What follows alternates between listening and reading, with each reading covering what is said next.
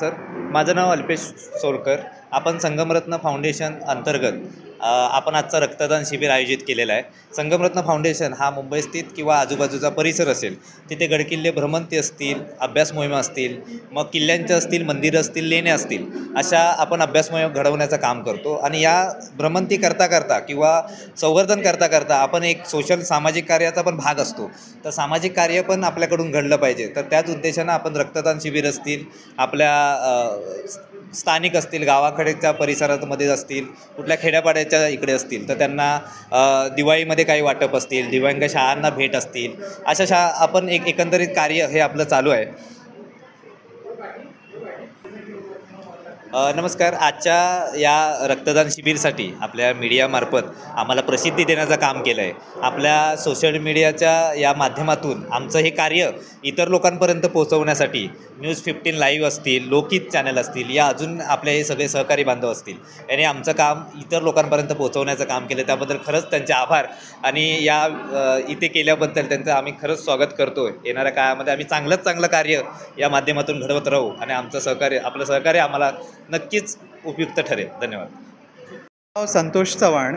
संगमरत्न foundation ही जी NGO आहे, गेली कित्येक वर्ष छानसे कार्यक्रम राबवत असते आणि लोकांपर्यंत जनजागृती किंवा शाळांमध्ये वह्या पुस्तकांचं वाटप असू दे, ब्लड कॅम्प, हा दुसरा ब्लड कॅम्प सक्सेसफुल इथे होतो आहे. आणि याच्यासाठी मी अल्पेश सोलकर या NGOचे अध्यक्ष आहेत, त्यांना मी धन्यवाद देईन. त्यांना मी प्रत्येक वेळेस मदत करत असतो आणि यापुढे देखील ते जे कोणते चांगले प्रोग्राम करतील त्यासाठी आमचं सहकार्य असेल. आणि या कामासाठी आपल्या KM रुग्णालयाची जी ब्लड बँकची टीम इथे उपस्थित राहिलेली आहे त्यांनासुद्धा मी धन्यवाद देतो आहे. आपला मीडिया हे जे चांगलं काम आपल्या लोकांपर्यंत पोहोचवण्याचं काम करतं आहे, न्यूज 15 लाईव्ह आहे, त्यांनासुद्धा धन्यवाद देतो. त्यांनीसुद्धा एवढ्या लांबून येऊन आमच्या या कार्यक्रमात हजेरी दिली आणि आमचं चांगलं काम लोकांपर्यंत पोहोचवण्याचं ते काम चांगलं करत आहेत. त्यांना पण धन्यवाद देतो. धन्यवाद. साहेब, रक्तदान श्रेष्ठ दान समजलं जातं, महादान समजलं जातं, किती गरजेचं आहे आजच्या पिढीसाठी? रक्तदान ही अजूनपर्यंत लोकांना तशी कन्सेप्ट क्लिअर नाही झाली आहे. पण मी या मीडियाद्वारे लोकांना आवाहन करतो आहे की जर आपण आज कोणाला ब्लड दिलं तर भविष्यात आपल्या किंवा आपल्या नातेवाईकांना कधी रक्ताची गरज पडेल त्यावेळेस त्यांना या रक्ताची खरोखरच किंमत कळणार आहे. तर मी या मीडियाद्वारे आवाहन करतो लोकांना की शक्य होईल तेवढ्या आपल्या लोकांमध्ये जनजागृती किंवा आपले जवळचे लोक आहेत त्यांना रक्तदान करण्याची उपकृत करा. धन्यवाद. युवा वर्ग जो आहे, जास्त करून युवा वर्गाला काय तुम्ही आवाहन करता रक्तदान करता? युवा वर्ग म्हणजेच 18 वयाच्या वरती जे मुलं आहेत त्यांनी या कार्यक्रमामध्ये, या ब्लड डोनेशनमध्ये हिरिरीने भाग घेतला पाहिजे.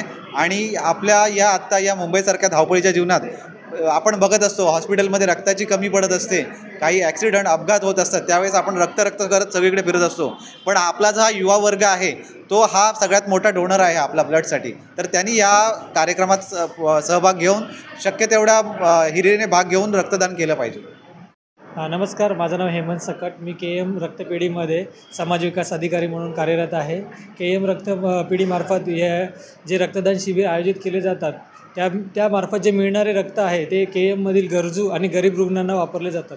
तरीसुद्धा आज संगमरत्न फाउंडेशनमार्फत जे रक्तदान केले आहे त्यामुळे खूप साऱ्या गरीब रुग्णांना त्याचा मदत होत आहे. आमच्याकडे 350 ते 400 थॅलेसिमियाचे रुग्ण आहेत ज्यांना दर 15 दिवसाला रक्त लागत आहे. आणि त्या व्यतिरिक्त एमर्जन्सी येणारे जे काही घटना होतात किंवा काही महिला आहेत ज्यांना एमर्जन्सी ब्लड लागतं तर त्या अशांना एमर्जन्सी आणि मोफत सेवा आमच्याकडनं केली जाते. तर आमचं या चॅनलमार्फत सर्वांना आवाहन आहे की जास्तीत जास्त रक्तदान करा जेणेकरून कोणाचं आपल्यामार्फत जीवनदान मिळेल.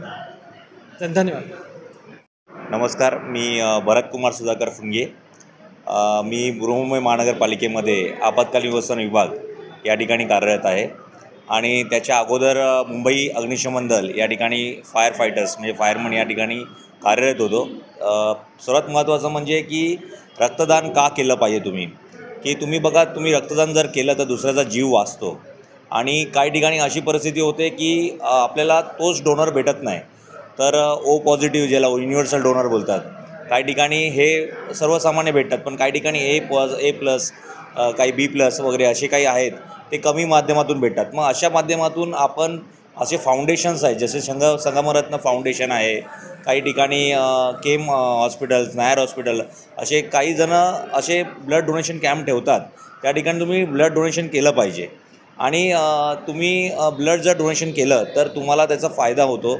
आणि तुम्हाला काय 350 ml फक्त तुमचं ब्लड घेतलं जातं आणि तुम्ही परत ते रिकव्हरी पण पूर्ण दिवसामध्ये तुमची रिकव्हरी होते. आणि घाबरायसारखं असं काही कारण नाही आहे की तुमचं हे ब्लड डोनेशन गव्हर्नमेंटच्या बँकेकडे जातं आहे आणि मग त्या ठिकाणी ज्याला कोणाला गरज लागते त्या ठिकाणी आपण हे करू शकतो. आज सकाळी मी एक मॅरेथॉन म्हणजे जी सायक्लॉथॉन आहे ती खेळून आलो आणि ती खेळून आल्यानंतर मला असं वाटलं की नाही, आता ब्लड डोनेशन करायला जायला पाहिजे.